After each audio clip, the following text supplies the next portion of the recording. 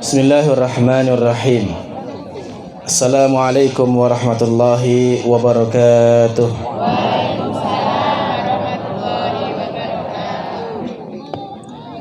Alhamdulillahi wa kafa.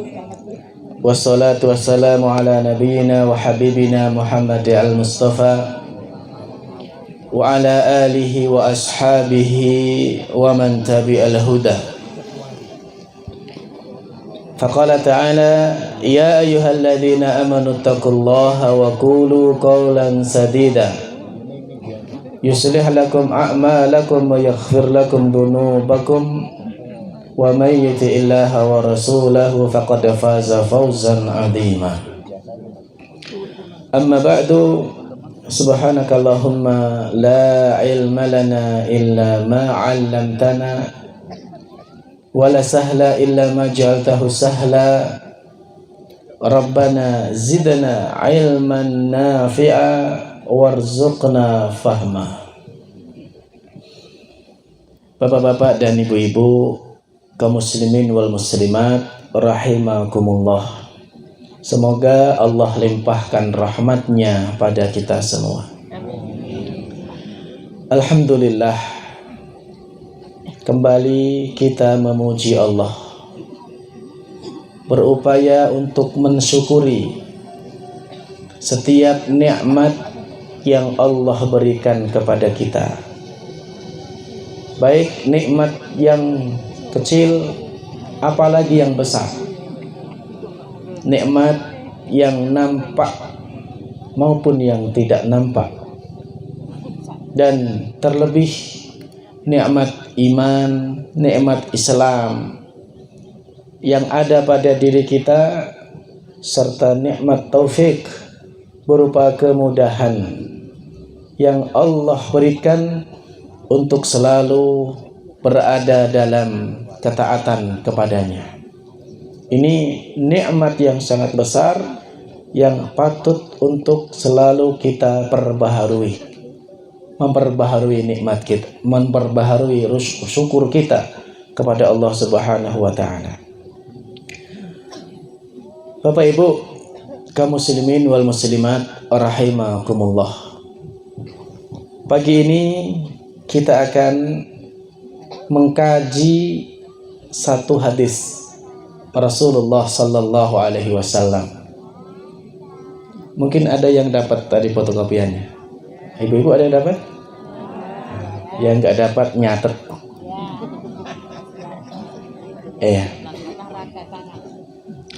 Saya akan bacakan hadisnya.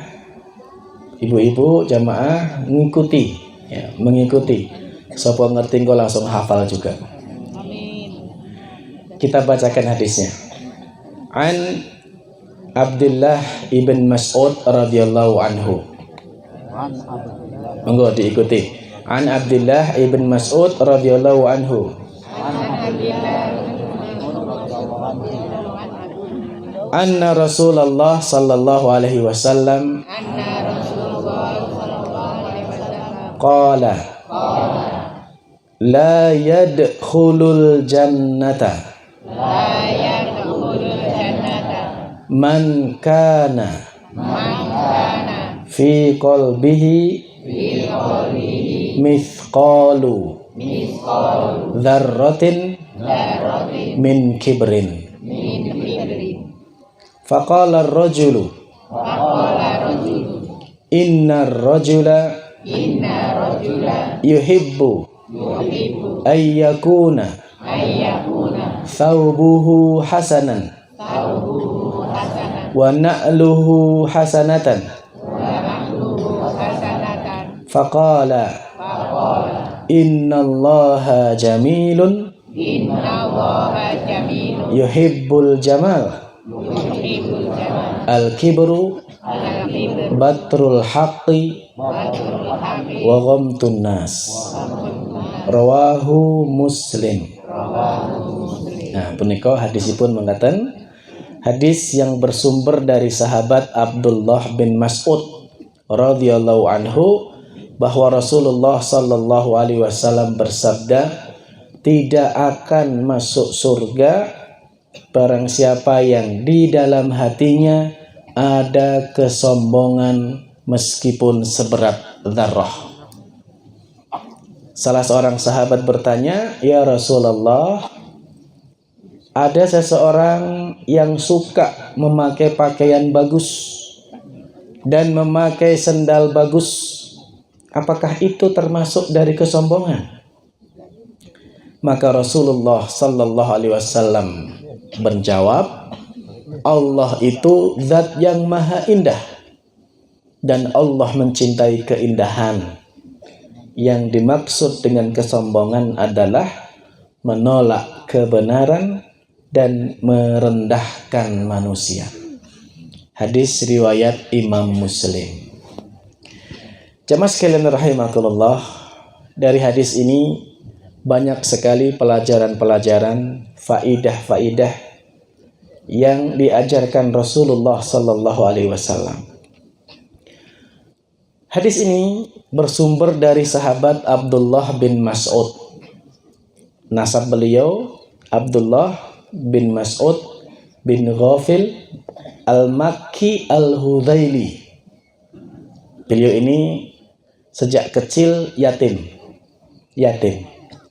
Sehingga beliau kemudian membantu ibunya bekerja sebagai penggembala ternak dari salah seorang pembesar Quraisy yang bernama Uqbah bin Abi Wa'id.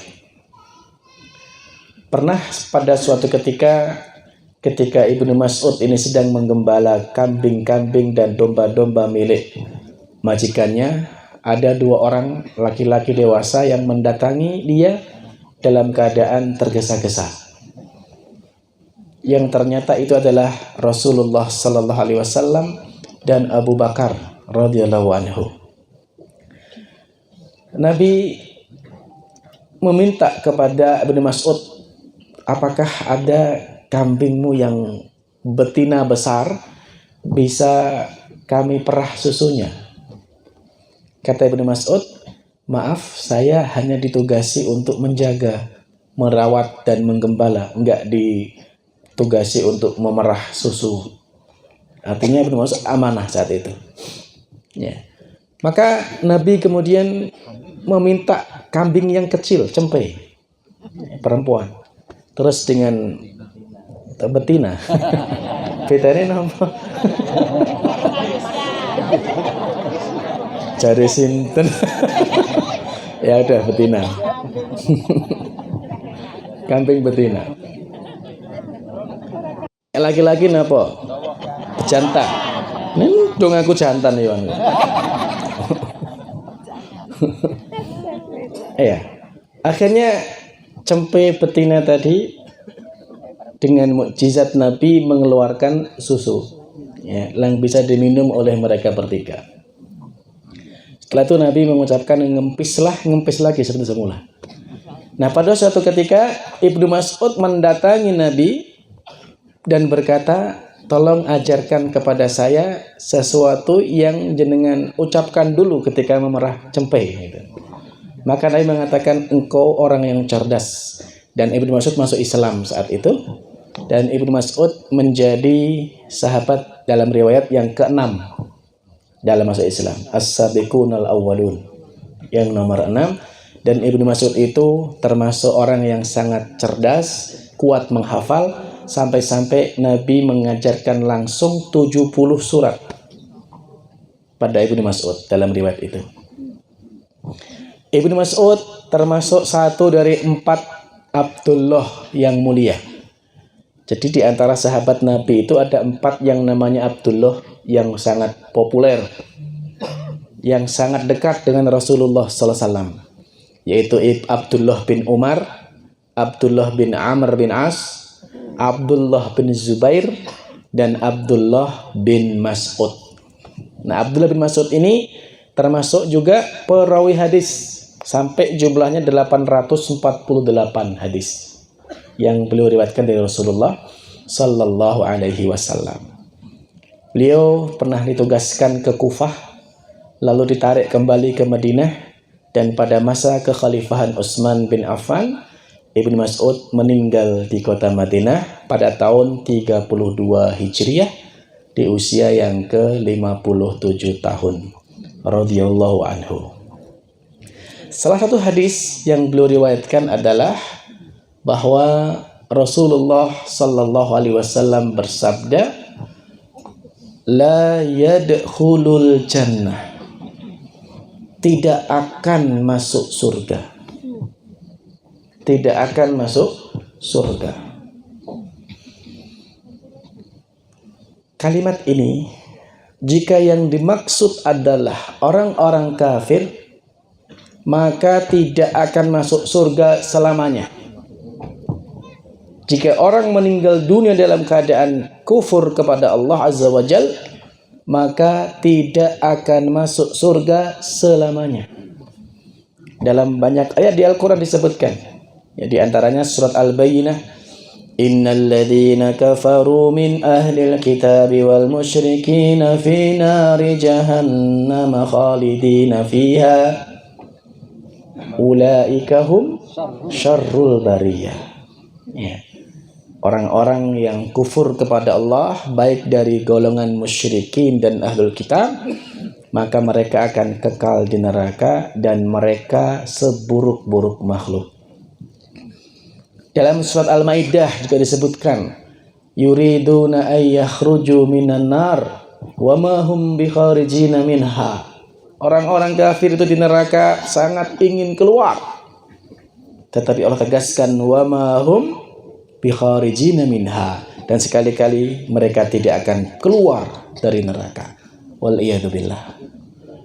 Jadi apabila orang kufur kepada Allah, maka ancamannya kekal di dalam neraka. Adapun jika yang dimaksud adalah orang beriman, ya, maka kalimat la yadkhulul jannata artinya tidak masuk surga langsung, alias mampir dulu ke neraka, singgah dulu ke neraka sesuai dengan kadar dosanya. Baru setelah selesai dibersihkan di neraka dengan azab yang setimpal, orang yang masih ada imannya itu dikeluarkan dan masuk ke dalam surga. Dalam sebuah hadis disebutkan la yadkhulun nar, tidak akan kekal dalam neraka, man kana fi qalbihi mithqalu dzarratin minal iman. Siapa saja yang di dalam hatinya ada iman meskipun seberat darah. Ya.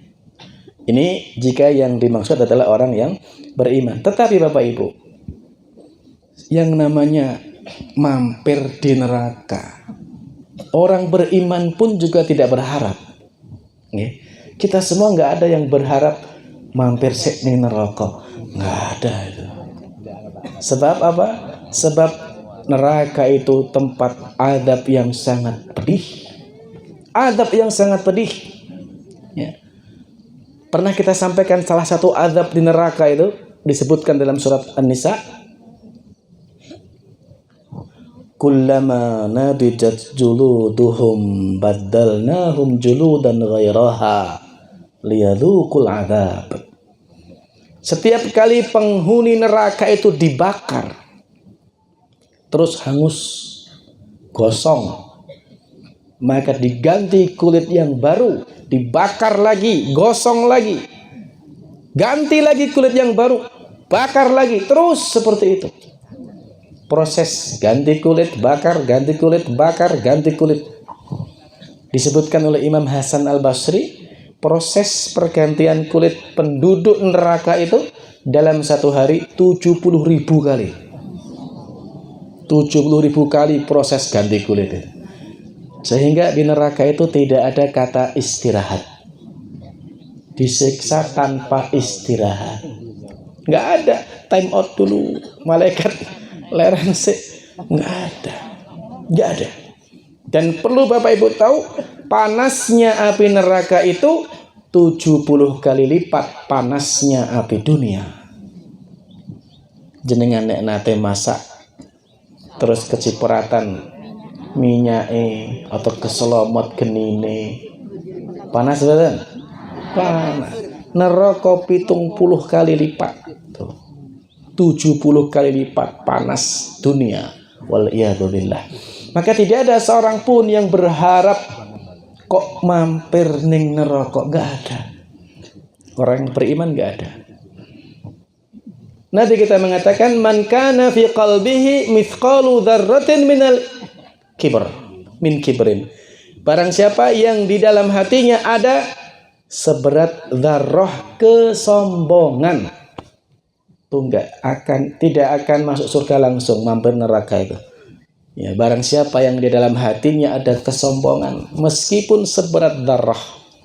Dzarrah Bapak Ibu, nek dalam bahasa Arab dzarrah itu artinya semut merah yang kecil. Semut abang sing cilik ini kan. Itu dzarrah itu. Lalu kemudian dzarrah itu menjadi makna yang lebih luas, yaitu disebut sebagai untuk istilah sesuatu yang paling kecil di dunia. Sesuatu yang paling kecil di dunia itu istilah dzarrah. Maka ada yang menerjemahkan dzarrah itu biji sawi saking cilike. Ada yang menerjemahkan sebutir debu saking cilike. Ada yang mengatakan kayak biji atom. Gimana? Nah, itu menunjukkan sesuatu yang sangat kecil di dunia. Intinya, kita tidak boleh ada kesombongan dalam hati kita meskipun sekecil darah tadi. Sekecil apapun tidak boleh. Karena kesombongan hanyalah milik Allah Subhanahu wa ta'ala. Allah yang boleh sombong. Allah yang berhak untuk sombong. Makhluk tidak boleh.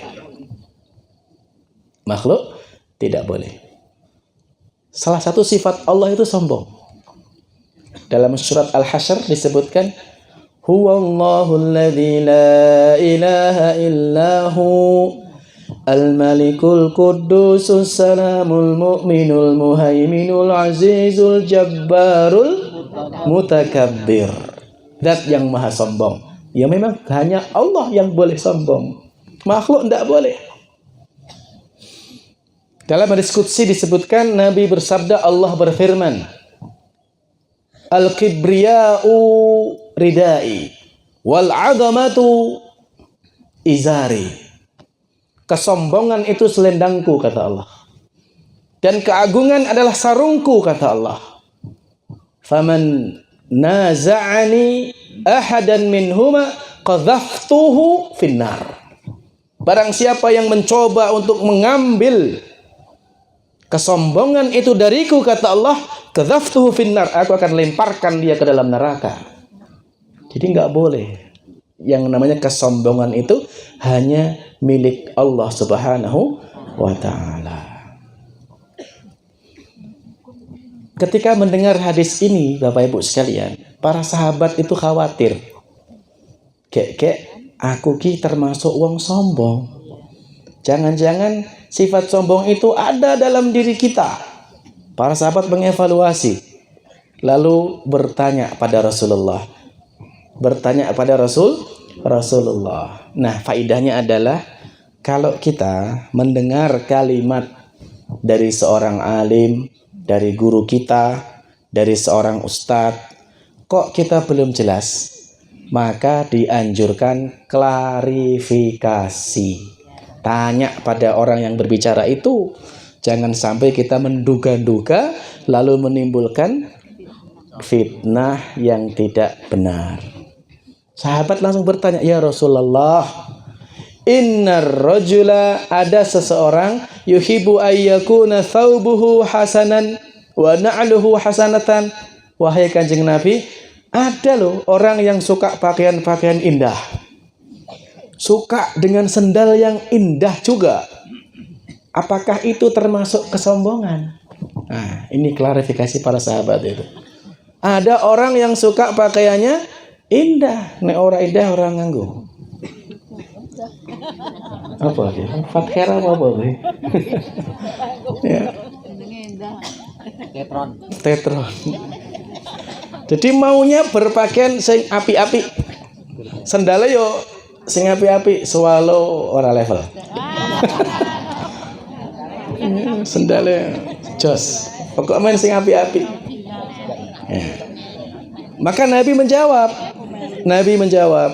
ya, innallaha jamil. Allah itu maha indah.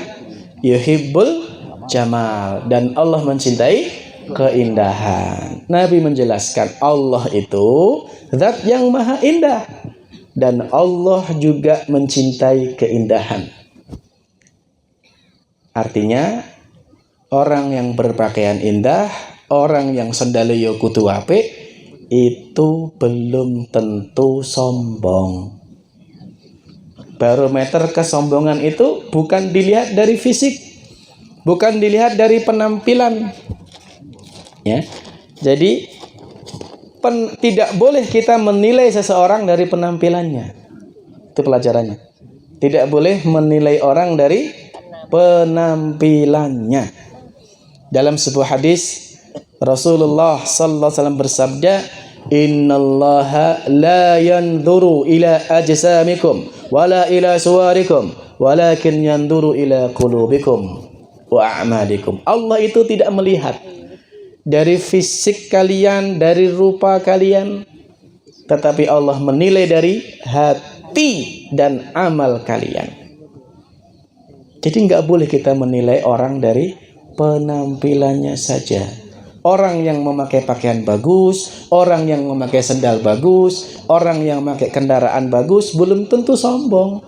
Boleh jadi itu adalah ekspresi rasa syukur dia kepada Allah atas nikmat yang diberikan kepadanya. Okay? Sebagaimana kita juga tidak boleh menilai orang yang berpenampilan tidak bagus, berpenampilan sederhana. Tidak boleh kita menilai, wah aku wong etok-etok, juhud. Tidak boleh. Ya, intinya kita nggak boleh menilai orang dari penampilan. Sebuah contoh misalnya, Nabi kita pernah bersabda, rubba ash'atha aghbara madfu'in bil abwab, lau aqsama 'ala Allah la barruhu. Boleh jadi ada orang yang penampilannya lusuh, rambutnya kusut, tubuhnya berdebu. Madfu'in bil adbab. Kalau dia tuh mengetuk pintu rumah orang-orang, nggak ada yang gelem buka ke. Saking dinilai orang bejaji. Iya, rupane ku orang bejaji. Jadi dalam diibaratkan dalam arti kalau dia ngetuk pintu rumahnya orang, nggak ada yang mau buka. Saking dini penampilannya nggak bagus tadi itu, tidak good looking. Nah, itu lebih keren ya. Tapi kata Nabi, lau aqsama 'ala Allahi la abarrahu. Tapi kalau seandainya dia bersumpah atas nama Allah akan sesuatu, Allah langsung terjadi sesuatu itu. Langsung Allah ijabah, terjadi sesuatu itu. Jadi ternyata Bapak Ibu, ada orang-orang yang di dunia itu nggak dikenal oleh siapa-siapa. Bahkan orang pun enggan bukakan pintu untuknya. Tapi ternyata dia terkenal di langit.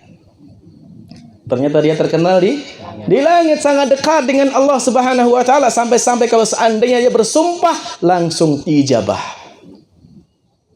Saya teringat ada sebuah kisah di masa tabi'in di Madinah saat itu.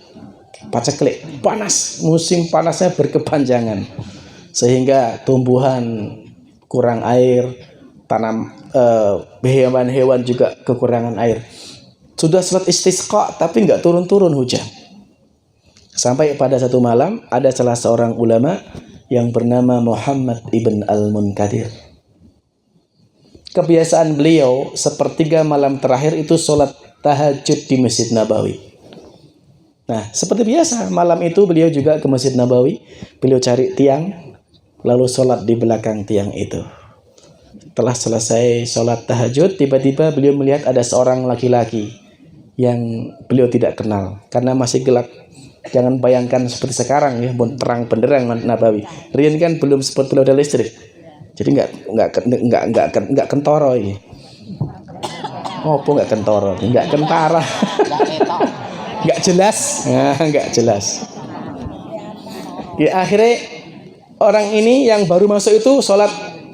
Setelah sholat berdoa dan doanya didengar oleh Muhammad bin Al-Munkadir itu. Doanya itu ngeten. Ya Allah, sesungguhnya paceklik ini sudah berkepanjangan. Binatang-binatang sudah kehausan, tanaman juga kekeringan. Ya Allah, aku minta kepadamu tolong turunkan hujan. Muhammad ibn Al-Munkadir sing krungu niku sempat terbetik ngeremehke. Lho kowe iki sapa? Jadi sempat terbetik itu. Sapa kowe iki? Ki lendongone nek langsung karo Gusti Allah kayak gitu. Baru saja batin ngoten niku tiba-tiba petir menggelegar dan hujan turun deras. Istighfar Muhammad Al-Munkadir itu. Astagfirullah. Ternyata ini orang yang sangat dekat pada Allah. Terus diikuti sampai sholat subuh dekat, sampai pulang dari sholat subuh diikuti sampai rumahnya. Karena dia pengen tahu sopo ya. Ini bukan hamba biasa. Setelah tahu rumahnya, Al-Munkadir pulang. Dan setelah siang hari, Muhammad bin Al-Munkadir mendatangi rumah yang tadi pagi dia ikuti. Setelah datang, ngetuk pintu. Nah ini dibuka kayak dibukakan.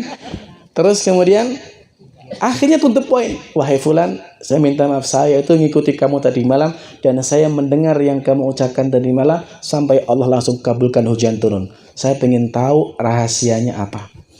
Tapi orang itu marah. Orang itu marah. Mukanya langsung marah dan mengatakan, apa urusanmu? Wahai Muhammad, disuruh pergi, pulang kamu. Disuruh pulang, ditutup pintu nih. Akhirnya apa? Orang ini pergi meninggalkan Madinah, Bapak Ibu. Muhammad Al-Munkadir datang lagi, wes ora ono wong. Sing ono tanggane terus ngomong, "Wahai Muhammad, kamu ada masalah apa dengan orang itu? Kok setelah kamu datang dia langsung pergi dan gak pernah kembali?" Astaghfirullah. Muhammad ibn Al-Munkadir istighfar karena dia secara tidak langsung mengusir orang dari Madinah. Dia tidak mau dikenal. Yang nggak mau dikenal. Pekerjaannya dia itu tukang sol sepatu. Kenapa? Tukang sol sepatu. Bukan ustadz, bukan pejabat, bukan juga pedagang yang sukses. Tidak. Bukan juga petani. Ya. Dia tukang sol sepatu. Ya, bukan dosen, bukan. Bukan juga lurah. Bukan, dia hanya seorang tukang sol sepatu. Tapi kedekatannya pada Allah sampai ketika dia berdoa sekali langsung Allah kabulkan. Dan sampai sekarang Bapak Ibu, ulama sejarah tidak tahu siapa namanya. Nggak tahu siapa namanya.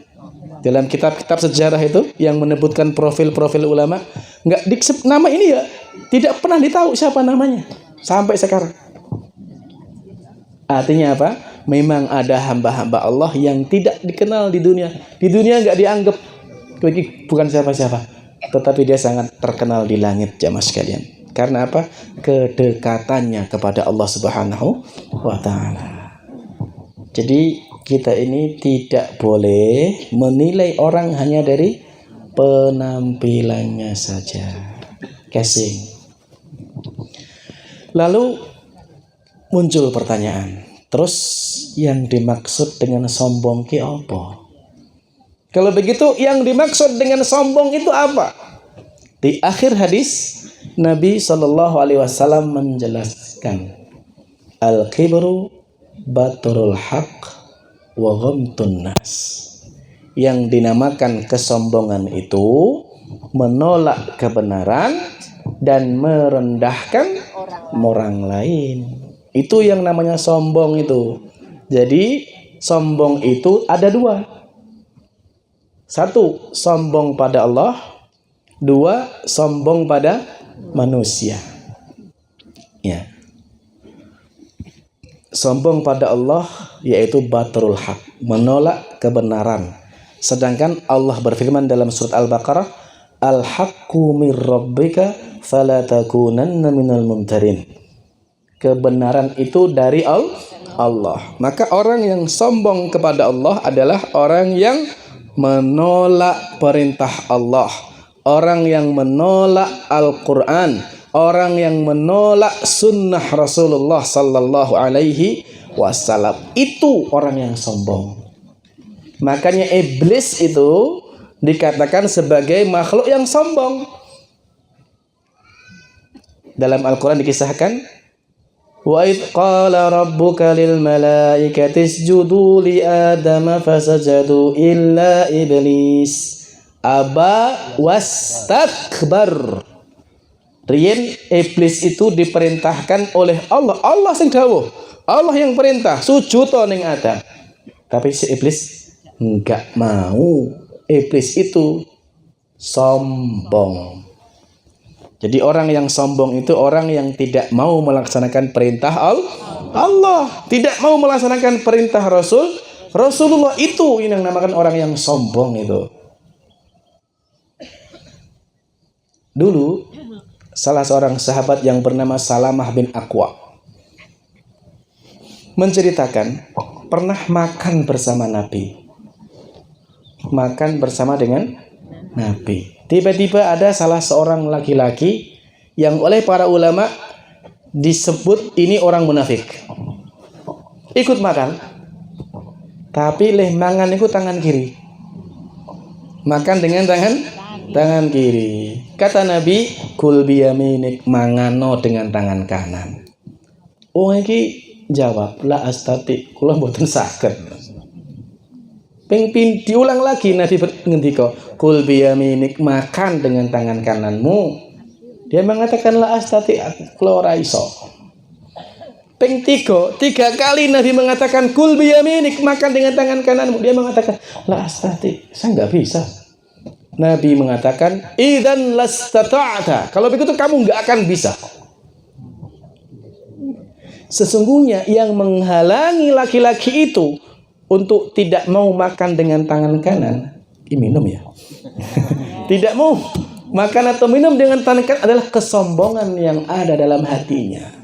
Apa susahnya makan dengan tangan kanan? Lah yo apa toh? Apa susahnya makan dengan tangan kanan? Ya.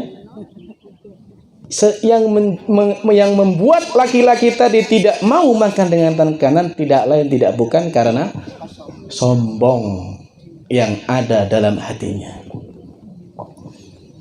Nah, ini kesombongan yang pertama. Sombong kepada Allah. Maka kadang-kadang ada ironi. Ada orang yang karo orang liya niku dengan manusia akhlaknya bagus. Tidak pernah muring-muring, tidak pernah mencela, ya. Apik akhlaknya. Tapi di saat yang bersamaan dia salat ora gelem. Poso ora gelem. Ya, ini orang yang sombong sebenarnya. Bukan sombong pada manusia, tapi sombong pada Allah. Dan itu lebih berbahaya. Itu lebih berbahaya itu. Ya. Meskipun dia bagus pada manusia, akhlaknya apik kepada orang lain, tapi kalau dia sombong kepada Allah, itu lebih berbahaya. Masih mending di dunia ini dibenci oleh manusia tapi disukai oleh Allah daripada disukai oleh manusia tapi dibenci oleh Allah. Repot nih akhirat. Kan gitu. Nah, itu sombong yang pertama, batrul haq, menolak kebenaran, artinya menolak Al-Qur'an, menolak perintah Allah, menolak perintah Rasulullah. Itu orang yang sombong pertama.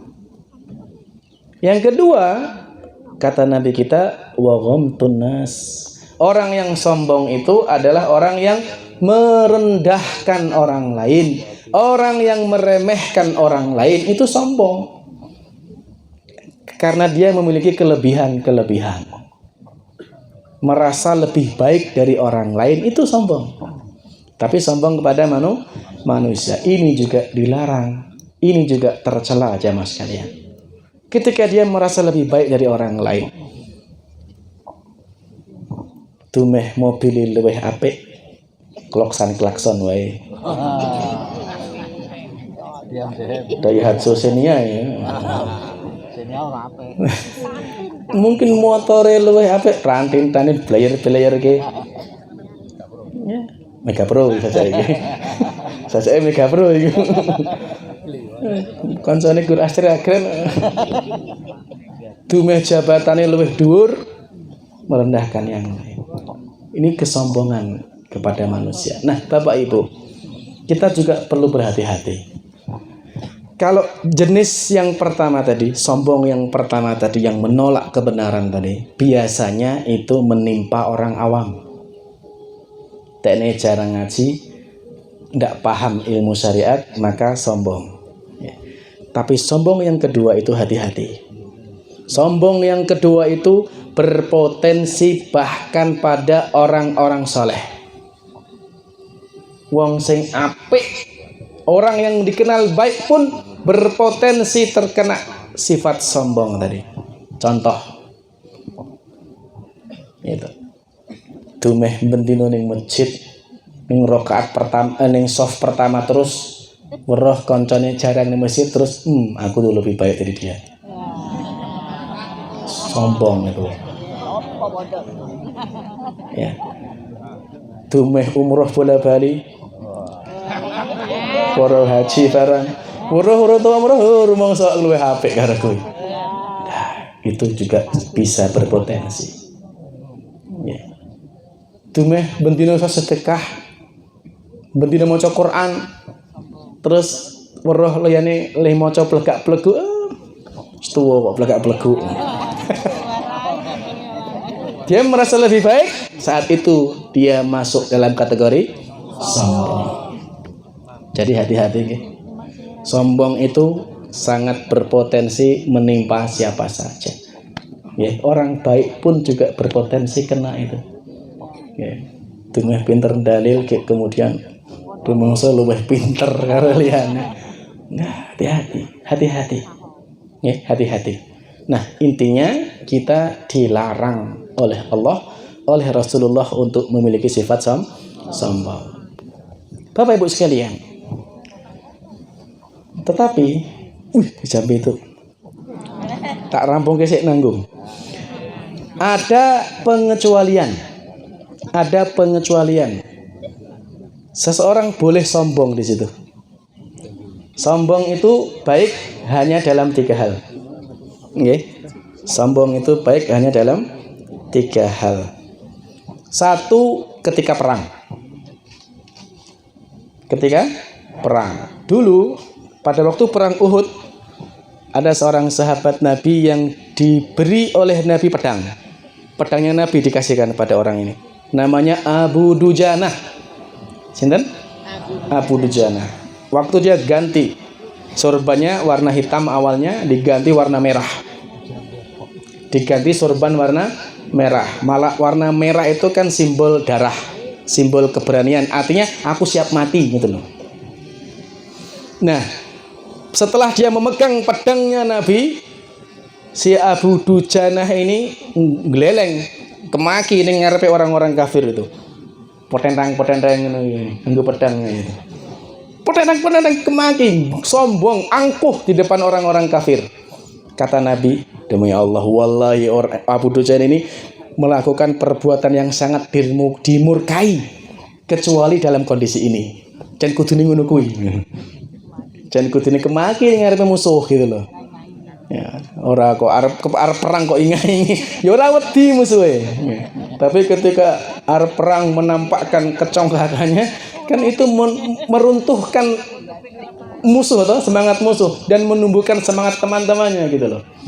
Mengobarkan semangat teman-temannya. Jadi boleh sombong dalam perang. Itu yang pertama. Yang kedua, sombong tinggi hati pada diri sendiri ketika sedekah. Jadi ketika sedekah itu boleh sombong bukan orang lain, sombong pada diri sendiri, merasa tinggi hati pada diri sendiri. Maksudnya ngeten, jenengan sedekah, ya anggaplah jenengan itu nggak butuh sedekah itu, nggak butuh uang itu gitu loh. Jangan tawaduk. Nek tawaduk niku beda nanti kesane. Pamane jenengan ada orang yang mau nerima sedekah, terus jenengan ngomong, janjane kula iki nggih mboten mampu. Ning kula sedekah niki mugi-mugi manfaat. Kalimat ini enggak boleh. Karena yang menerima tidak kepenak itu. Engko yo ora padha ora mampu kok. Paham betul? Jadi kalau dalam sedekah boleh sombong pada diri sendiri loh, bukan buat orang lain. Sombong pada diri sendiri. Aku ki ora butuh iki. Aku ora butuh iki. Jenengan nggo mawon gitu. Paham? Nah, ini maksudnya ngoten niku. Aku ora butuh lemah iki. Aku ora butuh iki. Ini jenengan nggo wae wis. Ya, sombong pada diri sendiri dalam sedekah ini boleh. Katanya Pak Suwarno ora butuh motor punan. Nah, butuh sing luwih apik. Yang ketiga, sombong yang boleh itu adalah sombong pada orang yang sombong. Iya. Sombong pada orang yang sombong itu sedekah. Iya, karena orang sombong nek jenengan guru meneng wae, dia semakin sombong itu. Harus ada yang mengingatkan. Caranya apa? Ya dikampleng dengan kesombongan gitu loh. Nah, sombong di depan orang yang sombong itu sedekah, itu maknanya. Men orang itu kemudian ora sombong meneh ngono lho. Ben sadar di atas langit masih ada? Oh, masih ada itu langit. Di atas langit masih ada itu langit. Di atas langit masih ada langit jare. Ya, jadi pamane dhek sombong nganggo Supra X wis sombong. Bar ki tok keto apa sing menang NMAX ngono ya. Nah, gitu. Tujuannya untuk mengingatkan dia supaya tidak sombong. Ini kesombongan yang diperbolehkan. 3 ya. Baik, Bapak sekalian, dari hadis ini tambahan faidah, tambahan pelajaran ketika Nabi kita menyebutkan innallaha jamilun yuhibbul jamal, dan yang di awal hadis Nabi melarang sifat sombong. Nah, dari sini pelajarannya adalah Allah itu memiliki sifat-sifat yang mulia, nama-nama yang mulia. Nama dan sifat Allah itu terbagi 2. Ada yang khusus hanya milik Allah, tidak boleh dipakai makhluk, dan ada yang boleh dipakai oleh makhluk. Contohnya, sifat-sifat yang hanya khusus bagi Allah seperti sombong tadi, makhluk nggak boleh, itu haknya Allah. Contoh yang lain seperti Rahman. Rahman itu hanya milik Allah, khusus bagi Allah, makhluk nggak boleh. Nggak boleh memberi nama anak Rahman, nggak boleh.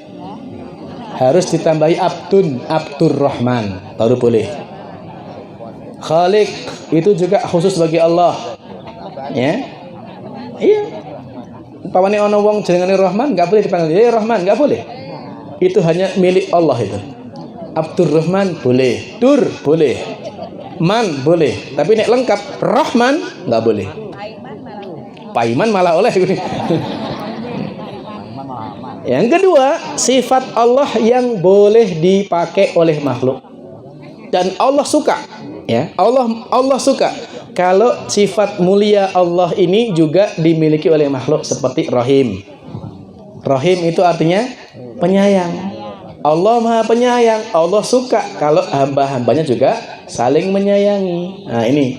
Kemudian Allah itu Jawad, Allah itu dermawan, Maha memberi. Maka Allah suka pada orang-orang yang dermawan. Allah itu alimun, maha mengetahui. Maka Allah suka pada orang-orang yang berilmu. Allah suka pada ulama. Allah suka orang-orang yang senang ngaji. Ya. Jadi gitu. Nama dan sifat Allah terbagi 2. Yang khusus bagi Allah dan ada yang boleh dipakai oleh hamba. Mudah-mudahan Allah Subhanahu wa taala berikan taufik kepada kita untuk bisa melaksanakan perintah-perintah Allah dan menjauhi larangan-larangan Allah. Inti dari pengajian kita, pertama, kita tidak boleh memiliki sifat sombong sekecil apapun. Sekecil apapun. Yang kedua, kalau kita ini mendapatkan perintah dan Allah dan Nabi-Nya, segera amalkan. Amalkan segera yang kita tahu dari perintah Allah dan Rasul-Nya. Kita tutup dengan doa. Bismillahirrahmanirrahim. Alhamdulillahirabbil alamin hamdan syakirin hamdan na'imin hamdan yuwafi ni'amahu yakufi mazidah ya dzal jalali wal ikram. Allahumma ghfir لجميع المسلمين والمسلمات والمؤمنين والمؤمنات الأحياء منهم والأموات إنك سميع قريب مجيب دعوات ويا قاضي الحاجات اللهم إنا نسألك علما نافعا ورزقا طيبا وعملا متقبلا ربنا اغفر لنا ذنوبنا ولوالدينا وارحمهما كما ربيانا صغارا اللهم إنا نسألك الهدى والتقى والعفاف والغنى يا أرحم الراحمين ربنا هب لنا من أزواجنا وذرياتنا قرة أعين واجعلنا للمتقين إماما ربنا هب لنا من الصالحين ربنا هب لنا من الصالحين ربنا هب لنا من الصالحين اللهم ارحم موتانا واشف مرضانا اللهم اشف مرضانا وارحم موتانا اللهم اشف أخانا Tan Kim Liang bin Yap Tian Ki wa aluna Safina Kiranti binti Madiono wa Madiono bin Adiwiyana Allahumma shfihim Allahumma shfihim Allahumma shfihim nas'alullah al-azim rabbal arsil azim ay yashfiyahum nas'alullah al-azim rabbal arsil azim ay yashfiyahum nas'alullah al-azim rabbal arsil azim ay yashfiyahum nas'alullah al-azim rabbal arsil azim ay yashfiyahum نسأل الله العظيم رب العرش العظيم أن يشفيهم نسأل الله العظيم رب العرش العظيم أن يشفيهم نسأل الله العظيم رب العرش العظيم أن يشفيهم اللهم رب الناس أذهب البأس واشف أنت الشافي لا شفاء إلا شفاؤك شفاء لا يغادر سقما ربنا آتنا في الدنيا حسنة وفي الآخرة حسنة وقنا عذاب النار سبحان ربك رب العزة أما يصفون وسلام على المرسلين والحمد لله رب العالمين آخر دعوانا السلام عليكم ورحمة الله وبركاته.